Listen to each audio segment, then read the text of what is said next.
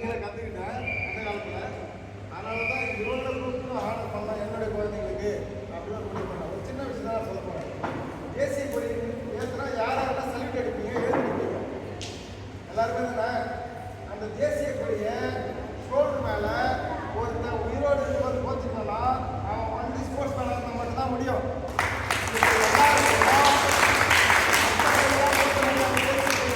எல்லாரும் தேசப்பட்டிருக்குல்ல, அந்த தேசப்பட்டிருக்கு உச்சகட்டமாக நமக்கு மேலே உயர்ந்த பார்க்கக்கூடிய அந்த கொடியை போகிற தகுதி வீரனுக்கு தான் இருக்கு.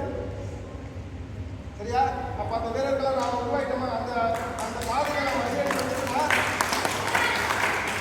உலகத்திலே மிக சிறந்த ஒரு விஷயம் இது. இது எல்லாத்தையும் அடைஞ்சிடலாம், இது அடையவே முடியாது. அந்த வழியை நாம் முன்னேறி நடந்து போயிட்டு இருக்கோம். சரியா?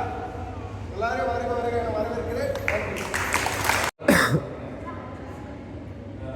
ரொம்ப அழகாக படிக்கிறேன். டெமான்ஸ்ட்ரேஷன் பியூட்டிஃபுல்லாக இருக்குது.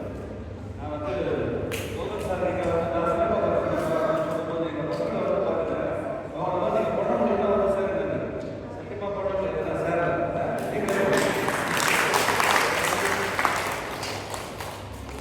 எல்லாம் தமிழ் படிக்கிறீங்கல்ல, சூப்பர் படிக்கிறீங்கல்ல, வேலை செய்யறதுக்கு நம்மளோட சக்தி வேணும். நம்மளுக்கு அந்த சக்திக்கக்கூடிய எதிரோட சக்தின்னா இந்த வேலை எவ்வளோ சக்தி வேணும்ன்றது திருக்குறள் இருக்கு. வினைகளையும் தத்துவத்தையும் மாற்றாமையும் வினைகளையும் தூக்கி செய்யணும். சிலம்பத்தில் தான் அதை நடத்துறாங்க. நீங்கள் பொங்கல் என்பது பொங்கல் ஸ்டேட் நம்ம ஸ்டேட் நம்ம யார் அடைக்கிறோம் அவங்க ஸ்டேட் நம்ம கூட இருக்கிற யாரும் சண்டை போட போகிறாங்க. வாழ்க்கையில் நிறைய பிரச்சனைகள் நீங்கள் சின்ன பசங்க வளர்வீங்க, சில சவால்களை சந்திப்பீர்கள். அதெல்லாம் வந்து ஹேண்டில் பண்ணுறது சிலம்பம் ஃபஸ்ட்டு. நீங்கள் ஒரு டக்கு கீழே ஆகும்போது அந்த குரல் தான் ஞாபகம். எவ்வளோ அழகாக வந்து மெஷர் பண்ணுறாங்க. ஏன் எதிரியோட எவ்வளோ பேர் சேர்ந்து அதை சமாளிக்கலாம். சரி, இதெல்லாம் நல்லா ப்ராக்டிஸ் பண்ணுறீங்க, ரொம்ப அழகாக பண்ணுறீங்க. நீங்கள் மெடல்லாம் வச்சுருக்காங்க, ஒரு காம்படிஷன் போகிறீங்க, ஒரு அழகான குழந்தைங்க வந்து மெடல் கிடைக்கும், ஒரு குழந்தைக்கு மெடல் கிடைக்கும். என்ன பண்ணுவீங்க? விட்டுருவீங்களா? சிலபத்தை விடக்கூடாது. என்ன பண்ணுறீங்க? தெய்வத்தால் முயற்சி தான் தெய்வத்தை கூலி தரும். இந்த வாழ்க்கையில் அடுத்த வாழ்க்கையை ட்ரை பண்ணணும். புரியுதா? அதனால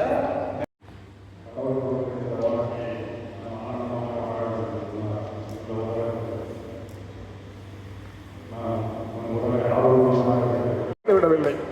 சிக்கலான சூழ்நிலை, பொருளாதார நெருக்கடி, பல விஷயங்கள் இருந்தாலும் இது நடந்தே தீரணும் என்று. இது திருப்பார்களில் நடக்க வேண்டிய ஒரு விஷயம். திருப்பார்கள் பிள்ளைகள் நிறைய இருக்காங்க.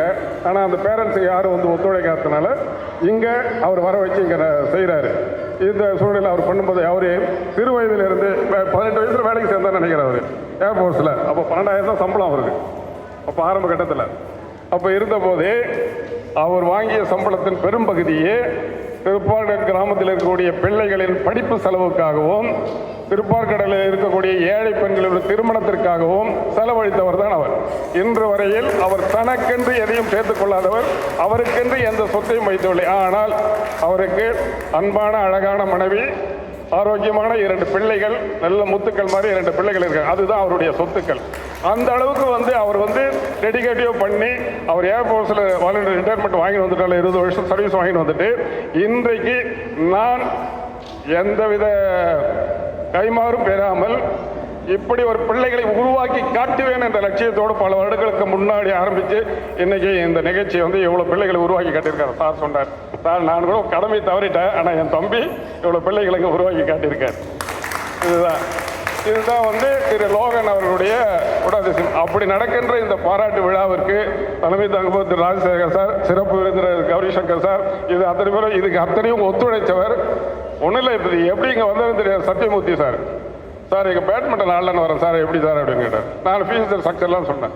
அப்புறம் வந்து சிலம்பம் சார் அப்படின்னார். அவர் சும்மா வந்து இதை எப்படி வரணும்னு தெரியாமல் வந்து இப்படி பண்ணணும்னு வந்து கேட்டார்.